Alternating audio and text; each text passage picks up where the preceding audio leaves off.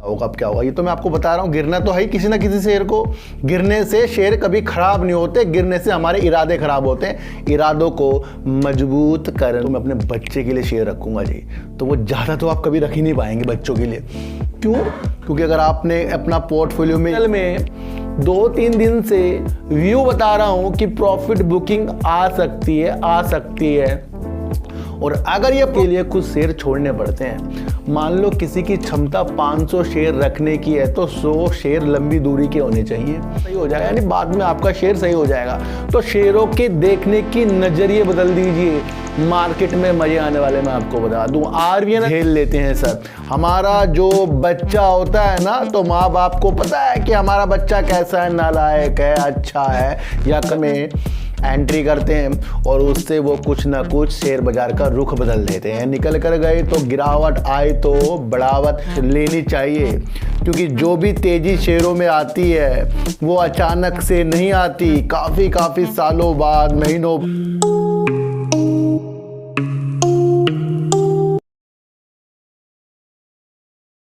नमस्कार, मैं स्वागत करता हूं आपका अपने ही चैनल पर जिसका नाम है सार्थक बाजार से। और आज बात करेंगे टाटा स्टील की, यस बैंक की, और बात करेंगे वोडाफोन आइडिया की, और बात करेंगे आरवीएनएल और आईआरएफसी की। सर, इन सब की बात करने से पहले मैं आपको एक चीज़ बता दूं कि जिस तरीके से हम छोटी दूरी के लिए कुछ शेयरों को ले लेते हैं और सोचते हैं कि वो आगे जाकर हमें अच्छा उछाल कर सकता है, तो इसके अंदर सर 20 से 30% की ही एक वैल्यू होती है कि हाँ हो सकता है, लेकिन 70% उसके अंदर सोचना चाहिए कि मैं जो भी दूरी तय कर रहा हूँ वो लंबी है। शेयर मार्केट में ना, इन्वेस्टिंग में लंबी दूरी की चीज़ें सोच लेनी चाहिए, क्योंकि जो भी तेज़ी शेयरों में आती है वो अचानक से नहीं आती, काफ़ी सालों बाद, महीनों बाद वेट करने के बाद एक रैली आती है और उस रैली में ही जो हमें कमाना है, दमाना है, वही करना है। नहीं तो हर एक दिन आपको शेयरों में कहीं ना कहीं से गिरावट देखने को मिलती रहेगी, ये मैं आपको बता दूं। तो लंबी दूरी का विषय बनाइए, और अगर हमारा दूरी लंबी का विषय है तो तब जाकर हम टिक पाएंगे, क्योंकि वहाँ हम वो सारे मौसम झेल लेंगे जिस मौसम में लोगों के दिल टूटते हैं, जुड़ते हैं, फिर टूटते हैं, फिर जुड़ते हैं। ये सारे मौसम जो शेयर मार्केट में होते हैं वो भी हम झेल लेते हैं। सर, हमारा जो बच्चा होता है ना, तो माँ बाप को पता है कि हमारा बच्चा कैसा है, नालायक है, अच्छा है या कभी कभी उसे गुस्सा आ जाता है, बाद में शांत हो जाता है, फिर वो अच्छा हो जाता है। तो इसी तरीके से आप जो भी शेयरों में एंट्री करते हैं ना, तो उसकी चाल को वाकिफ तरीके से जाने। यही एक ऐसा तरीका है कि जब हम अपने बच्चे की गलतियों को पर्दा डालते हैं या नहीं डालते हैं, जिस तरीके से भी आप काम करते हैं अपने बच्चे के साथ, वो आगे जाकर आपको फ्यूचर में अच्छा करके जाएगा। और वही चीज़ अगर आप शेयर मार्केट में डालोगे कि भाई जो भी गिरावट आज हुई है वो तो लाजमी प्रॉफिट बुकिंग के वजह से होती है या किसी कारण से होती है, तो बाद में तो मेरा बच्चा सही हो जाएगा, यानी बाद में आपका शेयर सही हो जाएगा। तो शेयरों के देखने की नज़रिए बदल दीजिए, मार्केट में मजे आने वाले। मैं आपको बता दूं, आरवीएनएल में 2-3 दिन से व्यू बता रहा हूं कि प्रॉफिट बुकिंग आ सकती है और अगर ये प्रॉफिट बुकिंग आई तो वहां पर दिल मत तोड़ना और सोचना ये नहीं है कि यार ये तो गलती होगी जी, क्योंकि भागते हुए शेयर अच्छे लग रहे थे। कल एक बहुत अच्छी वीडियो बनाई थी जिसके अंदर आरवीएनएल के बारे में मैंने बताया था कि उम्मीद टूट गई क्या, क्योंकि कल इसने थोड़ी गिरावट करी, आज लोअर सर्किट लगाया और अब लोग मुझे कहेंगे सर यहाँ पर निकल जाएं, बाहर हो जाएं, ये हो जाएं।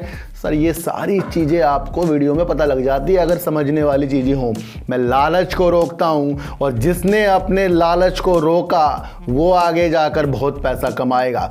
तो हृदय आरवीएनएल से बिल्कुल भी नहीं तोड़ने हैं, क्योंकि ऐसी कंपनी ये नहीं है जो आगे जाकर और उछाल ना कर सके, क्योंकि इसकी झोली पॉकेट में एक से एक जो प्रोजेक्ट जो जुड़ते जा रहे हैं, उस जुड़ते हुए चीज़ों के कारण ये शेयर भाग रहा था। अब इसमें काम भी तो होगा ना भाई। अभी तो इसने वंदे भारत ट्रेन के लिए बोली जीती या मेट्रो के लिए काम किया, मालदीव के लिए किया, कर्णप्रयाग में काम हो रहा है, इन सारी चीज़ों में काम होगा। और उस चीज़ की वजह से मैं आपको बता रहा हूँ, इसकी झोली, इसकी पॉकेट में जो इसके ऑर्डर आ रहे हैं ना, ये उस वजह से भाग रहा है और आगे जाके गिरावट होगी। क्योंकि मैंने आपको कई तरीके से RVNL के बारे में समझाया है और जो समझ गया होगा वो ही सेफ है सर। और यहाँ पर दिल बिल्कुल भी मत तोड़ना, क्योंकि इसको नवरत्न कंपनी का भी दर्जा मिला हुआ है।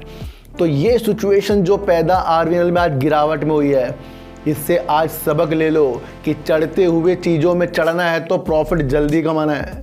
और हमेशा ध्यान रखिए कि प्रॉफिट पर विशेष चीज़ें बनाकर चलनी पड़ेगी।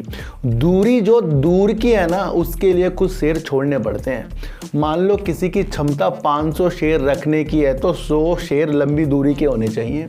उसमें देखो ही ना, कई बार कहा है कि एक आपके लिए लिंक छोड़ रखा है जिसके अंदर आप अकाउंट खुलवा सकते हैं एंजल वन का।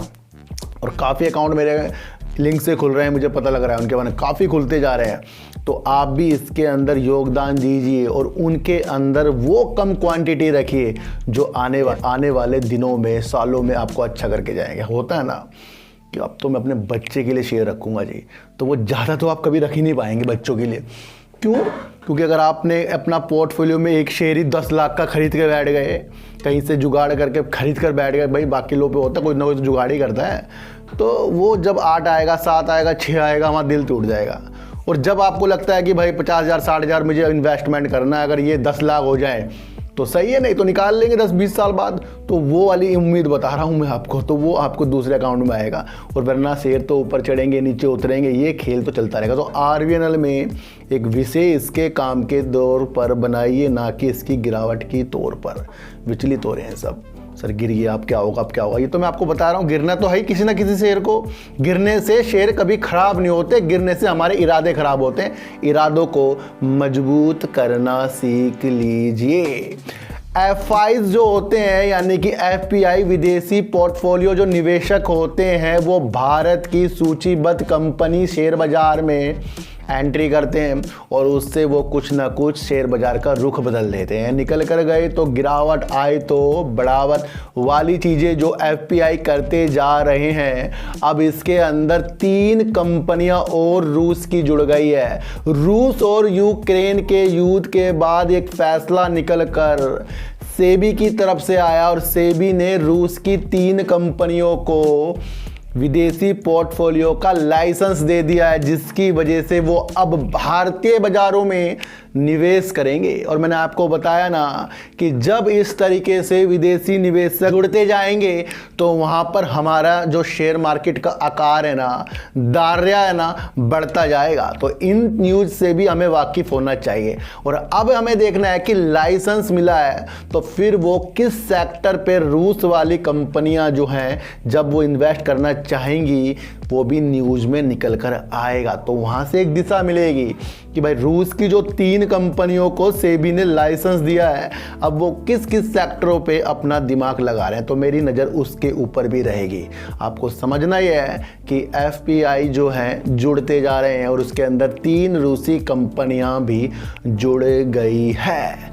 टाटा स्टील जहां अपने वर्क के नाम पर और अपने अलग अलग एक्सपेरिमेंट के नाम पर चर्चाओं में रहा है और ज़्यादा से ज़्यादा जिस तरीके से ये ग्रीन स्टील में अपने को अच्छा करना चाह रहा है और यूके के ग्रीन इस्पात में उतरने के लिए जो इनको वहाँ से वित्तीय सहायता चाहिए, उसके लिए भी टाटा स्टील और यूके सरकार में आपस में बातचीत हो रही है। लेकिन वहाँ की जो पेशकश टाटा स्टील को करी गई है उसमें वो वाजिब नहीं है। यहाँ के जो हमारे MD हैं, CEO हैं, जिनका नाम है TV नरेंद्रन, उन्होंने ये चीज़ें हमें बताई है एक इंटरव्यू के द्वारा। ये मैंने आपको बताया था, एक तरीके से कुछ ना कुछ प्रॉब्लम में यूके का जो इनका बिजनेस है प्रॉब्लम में रहा है। जब तक के वहाँ से इनको वित्तीय सहायता नहीं मिलती तब तक के यहाँ की संपत्ति में इनका पैसा खर्च होता रहेगा।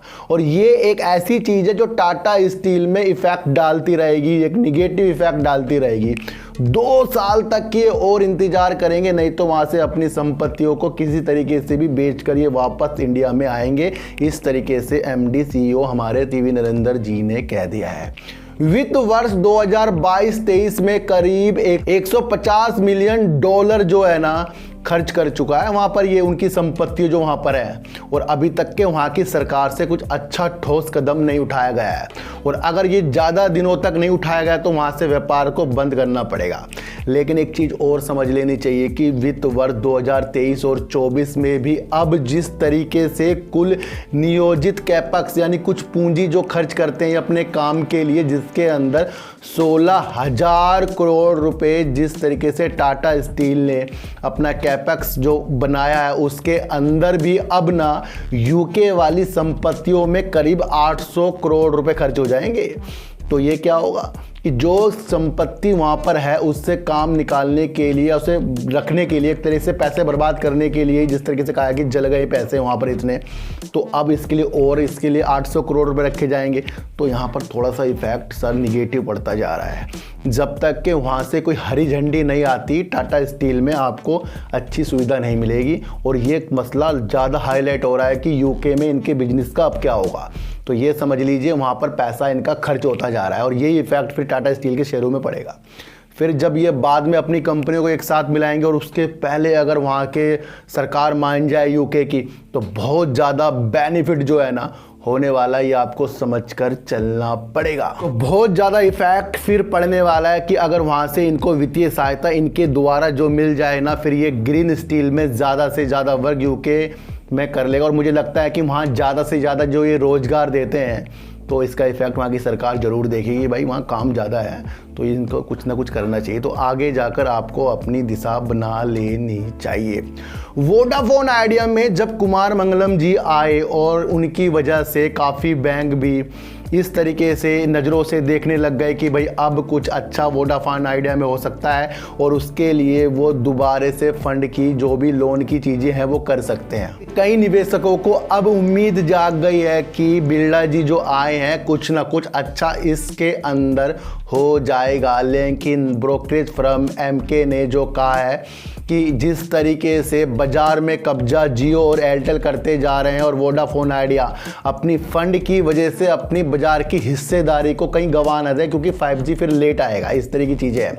अब वित्त वर्ष 2026 तक का एमके ने एक अलग तरीके से अनुमान लगा लिया है कि अगर इनको फंड नहीं मिलता तो ये 2026 तक करीब 250 बिलियन और वित्त वर्ष 2027 में करीब 350 बिलियन की इनको पैसों की आवश्यकता होगी, धन की आवश्यकता होगी। यानी लंबी चीज़ों में अब ये शेयर जाता जा रहा है, और इसी की वजह से 80% और 122% तक अपने टैरिफ को हाई करना पड़ेगा। जब ये इतना ज़्यादा अपने टैरिफ को हाई कर देंगे तो एक निगेटिव चीज़ लग रही है सर मुझे।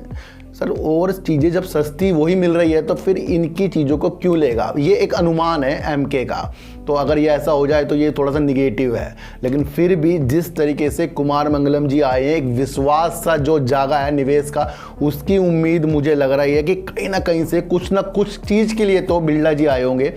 तो आपको ये भी समझना चाहिए दिसंबर तक बैंकों का जो लोन का कर्ज चुकाना है वो करीब 8,000 करोड़ रुपए भी वोडाफोन आइडिया को ये भी जुटाने पड़ेंगे बैंकों को देने के लिए। तो ये भी एक समस्या साथ चलकर चल रही है। तो सारी स्थितियों को अभी फंड के द्वारा ही नापा जाएगा, उसके बिना कुछ भी वोडाफोन आइडिया में कहना या सुनना कुछ भी मुमकिन नहीं है। लेकिन जब तक के ये कुमार मंगलम जी इसमें कुछ चीज़ें देखें, कुछ फंड जुटाने की चीज़ें देखें, वो फिर न्यूज़ के द्वारा आने चाहिए। तो एमके ने जो बता दिया है कि भाई इनको इतना पैसे की और ये टैरिफ की ज़रूरत पड़ेगी, तो कहीं ना कहीं ये थोड़ी सी प्रॉब्लम की विषय में वोडाफोन आइडिया, और इसकी वजह से आज आपको थोड़ा बहुत गिरावट वोडाफोन आइडिया में देखने को मिली है। लेकिन कुमार मंगलम जिस विश्वास के साथ आए हैं, बिजनेस को आगे तक की वो देख रहे हैं, फिर हमें वो भी चीज़ देख लेनी चाहिए। एक चीज़ मैं आपको और बता दूं, जिस तरीके से मेरा मन हर जगह लग जाता है, मैं कहीं भी किसी के साथ बैठ जाता हूं, किसानों के साथ बैठ जाता हूं, कहीं भी चले जाता हूं, मेरा अलग ही अलग दायरा है, मैं कभी नहीं छोटा बड़ा समझता, मैं हर जगह पहुंच जाता हूं। तो उसे देखते हुए मैंने एक चैनल बनाया है जिसका नाम है राइड ए फ्रीडम। उसके अंदर भी आप आइए, मैं कभी खेतों में घूम लेता हूँ, कभी किसानों के साथ बात कर लेता हूँ, तो हर चीज़ उसके अंदर मैं करता हूँ। तो एक बार आप मेरे उस चैनल को भी अपना आशीर्वाद दीजिए कि उसके अंदर मैं छोटी छोटी सी वीडियो डालता हूँ और फिर कुछ दिनों बाद अपने ब्लॉग भी डालना शुरू करूँगा। तो उस चैनल का नाम है, डिस्क्रिप्शन में उसका लिंक दे दूँगा, राइड ए फ्रीडम। तो बात करते हैं अब यस बैंक की, जहाँ यस बैंक जिस तरीके से बैंकों ने इसको सहारा दिया और यस बैंक को खड़ा किया, फिर यस बैंक अपना प्रॉफिट भी दे रहा है, बैड लोन को भी ट्रांसफ़र कर चुका है, 81 बॉन्ड का भी मसला जो कोर्ट में चल रहा है, तो कहीं ना कहीं उन सबसे परे अब यस बैंक आगे की दिशा तय कर रहा है। नवीनीकरण ऊर्जा के लिए एक विशेष तौर पर इसने जो ध्यान केंद्रित किया है ना एमएसएमई में, जो छोटे और मध्य वर्ग के उद्यम के लिए इसने एक ऐसी चीज़ बना दी है, यानी कर दी है, ऐसा लोन कर दिया है जिसके तहत ये सोलर पैनल लगाने के लिए 3 करोड़ रुपए तक का लोन भी दे सकता है। अब इस तरीके की योजना जो है यस बैंक की यस किरण नाम दिया गया है और इसके तहत जो छोटे उद्यमी होते हैं उसको अपने परिसर में सोलर पैनल लगाने के लिए लोन दिया जाएगा और प्रेरित किया जाएगा कि वो अपनी बिजली को बचाएं अलग तरीके से, जैसे भी ईंधन बचे, बिजली बचे। तो ये एक बेस्ट काम है क्योंकि आने वाले दिनों में सोलर और पवन पे काम ज़्यादा होता रहेगा और फिर ये ऐसी फील्ड में तब्दील हो जाएगा कि घरों के साथ साथ ऑफिसों में भी सोलर के द्वारा कहीं ना कहीं बिजली उत्पन्न की जाएगी। तो उसे देखते हुए यस बैंक बहुत जादुई तरीके से इसने जो एक काम किया है बहुत बेस्ट लग रहा है। अब इसकी वजह से सर टाटा पावर जो है ना, यानी टाटा पावर सोलर सिस्टम जो इसमें बेस्ट आ सकते हैं, टाटा पावर ही समझ लो क्योंकि वो भी इस तरीके का सोलर पर काम करता है। तो इन्होंने जो टाई अप किया है टाटा पावर सोलर सिस्टम से किया है, गोल्डी सोलर से किया है, पैनासोनिक से किया है और लूम सोलर से किया है। तो कहीं ना कहीं इन कंपनियों में भी जब इस तरीके का लोन जो है यस बैंक दे रहा है तो वो इन कंपनियों के ही पैनल लगेंगे। तो यहाँ पर टाटा पावर भी जो है ना मजबूत होते जा रहा है। हम क्या देख रहे हैं, हम देख रहे हैं कि यस बैंक बहुत अच्छे टारगेट प्राप्त कर ले और जितनी भी चीज़ें इसके साथ जुड़कर चल रही हैं वो जल्दी ख़त्म हो जाए और जितनी भी चीज़ें इसके साथ जुड़ रही हैं वो जल्दी ख़त्म होने वाली नहीं है क्योंकि ऊपर जाने के बाद जब कुछ ना कुछ इसके अंदर प्रॉब्लम आती रहेंगी, चाहे वो बैड लोन की हो, 81 बॉन्ड की हो या फिर जेसी फ्लावर डी वाले मसले हो या फिर वो हो जिस तरीके से बैंकों ने संभाला है, ये भी तो साथ साथ चल ही रहे हैं। लेकिन एक तरफ जहां बैंक इस तरीके का काम कर रहा है वो अपने मजबूती कदम जो है छोटे व्यापारियों में लगा रहा है और उससे लोन देकर फिर वो टाटा पावर के जिस तरीके से भी जो चीज़ें कर रहा है वहाँ दोनों तरफ से फ़ायदा यस बैंक का होने वाला है। फिर लोन देकर फिर इंटरेस्ट आएगा तो कहीं ना कहीं बैंक जो है छोटी जगह अपना इन्वेस्टमेंट को बढ़ा रहा है और वहाँ से पैसा इकट्ठा करके अपने को सही करेगा। तो सोलर पर जिस तरीके से यस बैंक उतर गया है, ये एक ऐसी परियोजना है जो नवीनीकरण ऊर्जा को उजागर करने के लिए, अच्छा करने के लिए ऐसे उद्यमों को जो ये लोन दे रहा है बेस्ट वर्क है। बस इसके अच्छे काम को देखकर हमें आगे की रणनीति इसके अंदर होल्ड वाली बन रही है। वोडाफोन आइडिया में जिस तरीके से टैरिफ हाई हो गया या फिर किसी तरीके से जो जियो और एयरटेल अच्छा कर रहे हैं उसके लिए अब वोडाफोन आइडिया को फंड की आवश्यकता है। अब देखना ये है कि कुमार मंगलम जी जो आए हैं वो फंड कब लेकर आते हैं। विदेशी निवेशकों में और रूस की 3 कंपनियां जुड़ जाएंगी जिसकी वजह से शेयर मार्केट में और तेजी के संकेत और दायरा बढ़ने के संकेत, या वो किस किस शेयरों में या किस किस सेक्टर में अपना जो पैसा लगाएंगे आने वाले दिनों में, ये भी एक अच्छी न्यूज़ निकल कर आ रही है। टाटा स्टील जितना भी अच्छा कर ले, जब तक कि उसके यूके की प्रॉब्लम सॉल्व नहीं होगी तो इसके अंदर उजाले हमें नहीं देखना चाहिए। लेकिन आने वाले दिने साल जो है इसके बहुत अच्छे टाटा स्टील के हो जाएंगे। आरबीएल और आईआरएफसी जिस तरीके से नीचे गिरते हुए आज आपको मिला, ये रणनीति मैंने आपको पहले बनाई थी और ये नहीं हो सकता कि लगातार ये लोअर सर्किट मार के फिर वहीं 30-35 में पहुंच जाए। तो कुछ जगह ठहरता भी है, कुछ प्रॉफिट भी आती है। तो अब जो गिरती हुई चीज को हम बेकार समझते हैं उसे बेकार समझना त्याग दो और अपने शेयरों को, अपने बच्चों की जिस तरीके से हर चीज आपको पता रहती है, शेयरों की भी उस तरीके से नॉलेज लेनी शुरू कर दो। तो चींटी को आटा दीजिए, गाय को रोटी दीजिए और अपने बच्चों को ज्यादा से ज्यादा प्यार कीजिए क्योंकि बच्चे ही आपकी मासूमियत से किस्मत पलटेंगे। तो फिर मिलेंगे आपसे नई वीडियो के साथ, जब तक के लिए नमस्कार।